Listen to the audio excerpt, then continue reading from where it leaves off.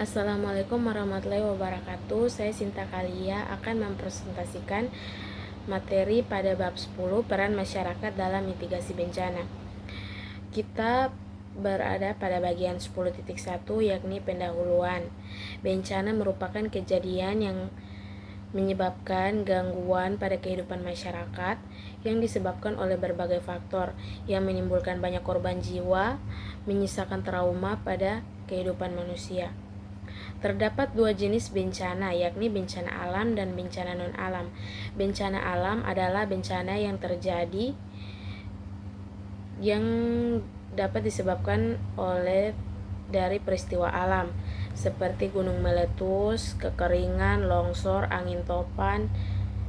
Bencana non-alam yaitu bencana yang terjadi karena faktor yang bukan dari alam seperti konflik sosial, kecelakaan transportasi, ledakan, serta kebakaran.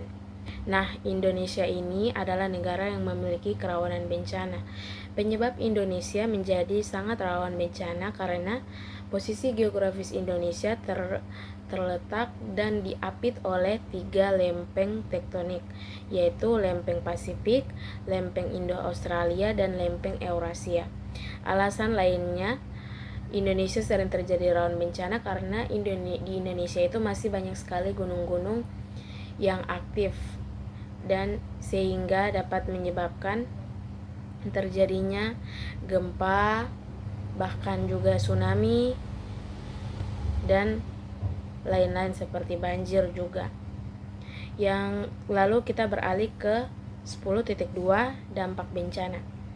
Yang pertama yaitu gempa bumi. Gempa bumi merupakan bergetarnya permukaan bumi dikarenakan adanya energi yang besar terlepas dari dalam bumi. Energi ini bisa disebabkan oleh aktivitas manusia, gunung api maupun tektonik.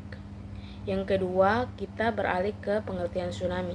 Tsunami merupakan gelombang yang sangat besar yang terjadi karena adanya letusan gunung api di bawah laut. Terjadinya tsunami bisa berlokasi di area yang berbatasan dengan lautan luas. Lalu kita beralih ke gunung meletus.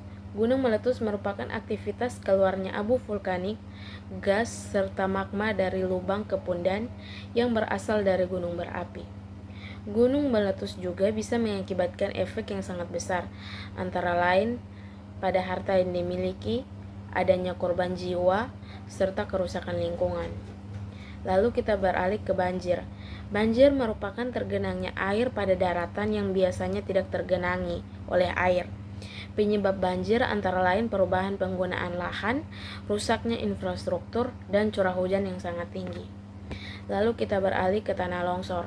Tanah longsor merupakan keadaan ketika massa tanah maupun batuan bergeser dari lokasi yang tinggi kepada tempat yang lebih rendah. Tanah longsor bisa disebabkan oleh perubahan, penutupan, dan penggunaan lahan, kerusakan pada infrastruktur, serta tingginya curah hujan. Dampak dari sebuah bencana amatlah sangat beragam, baik secara sosial, ekonomi, maupun fisik. Dampak fisik pada bencana yaitu kerugian harta benda, korban jiwa, serta rusaknya infrastruktur. Kalau dampak ekonomi yang terganggu akibat bencana, meningkatnya biaya pemulihan, serta turunnya daya beli masyarakat. Dampak sosial yang timbul dari bencana yaitu konflik sosial, perubahan perilaku pada masyarakat, serta adanya trauma psikologis. Mitigasi bencana diperlukan untuk mengurangi dampak dari bencana yang melibatkan berbagai stakeholder atau pemangku kepentingan, di antaranya yaitu masyarakat. Nah, saya akan menyampaikan pengertian dari mitigasi bencana. Mitigasi bencana ialah proses atau tahapan untuk mengurangi kerugian yang lebih besar dari terjadinya bencana dengan tujuan utama yaitu mengurangi resiko adanya kematian penduduk atau kematian korban jiwa. Adapun tujuan lainnya yaitu untuk mengurangi kerugian ekonomi dari adanya bencana baik pada sektor publik maupun sektor swasta. Selain itu, mitigasi bencana juga dilakukan untuk meningkatkan kemampuan masyarakat dalam menghadapi bencana baik untuk saat atau sebelum terjadinya bencana maupun setelahnya. Lanjut, kita beralih pada 10.3 yakni bentuk mitigasi. Kegiatan mitigasi bencana bisa dilaksanakan secara struktural maupun non-struktural. Mitigasi struktural adalah meminimalisir bencana dari pembangunan berbagai prasarana fisik serta penggunaan pendekatan teknologi seperti pembuatan kanal. Mitigasi ini dilakukan dengan pembuatan kanal khusus untuk mencegah banjir, membuat sistem peringatan pertama guna memprediksi adanya tsunami.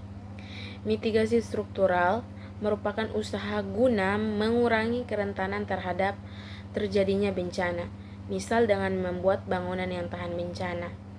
Bangunan tahan bencana merupakan bangunan yang didesain dengan struktur yang dapat menahan dari kerusakan serta tidak dapat menyebabkan adanya bahaya apabila terdapat bencana yang terjadi. Lanjut, kita ke pengertian mitigasi non-struktural. Mitigasi non-struktural merupakan usaha guna mengurangi dampak dari bencana selain dari beberapa upaya yang telah disebutkan. Upaya non-struktural dilakukan dengan pembuatan kebijakan maupun pembuatan sebuah regulasi. Undang-Undang Penanggulangan Bencana atau UU PB merupakan salah satu contoh usaha non-struktural pada aktivitas ini. Contoh lain dari mitigasi non-struktural ini yaitu dibuatnya tata ruang kota, pengembangan masyarakat, hingga dihidupkannya berbagai kegiatan lain yang menguatkan kemampuan masyarakat dapat menunjang aktivitas lain yang berguna bagi masyarakat khususnya di areal yang rawan bencana. Kebijakan mitigasi baik secara struktural maupun non-struktural harus saling mendukung dengan satu dan lainnya. Penggunaan teknologi untuk mengantisipasi, memprediksi, serta mengurangi resiko adanya sebuah bencana harus didukung dengan penegakan hukum.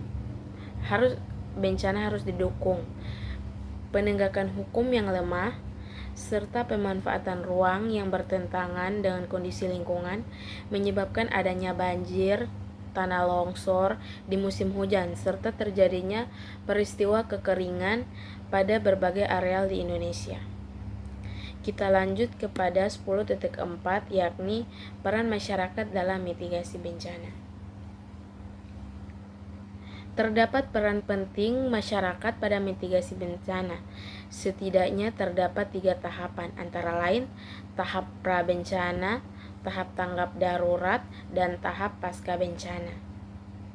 Tahap pra-bencana yaitu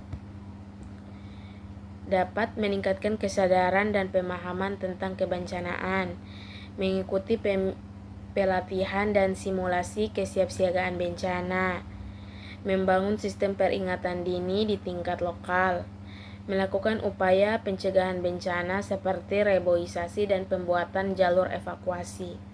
Kedua, tahap tanggap darurat, yakni melakukan evakuasi mandiri, membantu korban bencana, membantu petugas dalam pencarian dan penyelamatan korban. Tahap pasca bencana yaitu membantu pemulihan pasca bencana, membangun kembali kawasan yang terdampak bencana, dan sudah yang untuk tahap pasca bencana. Lalu peran masyarakat dalam upaya penanggulangan bencana dimulai dari tahapan untuk mengambil keputusan, menyampaikan informasi yang valid kepada publik, adanya pengawasan, perencanaan, penerapan, serta pemeliharaan aktivitas penanggulangan bencana. Individu yang mendirikan organisasi hukum merupakan organisasi maupun lembaga secara yang secara khusus dibentuk untuk menanggulangi bencana, dan hal ini merupakan program yang sifatnya sukarela. Masyarakat memiliki peran serta dalam pendekatan secara persuasif serta pengambilan pola gerakan masyarakat pada penanggulangan masyarakat. Adapun kegiatan masyarakat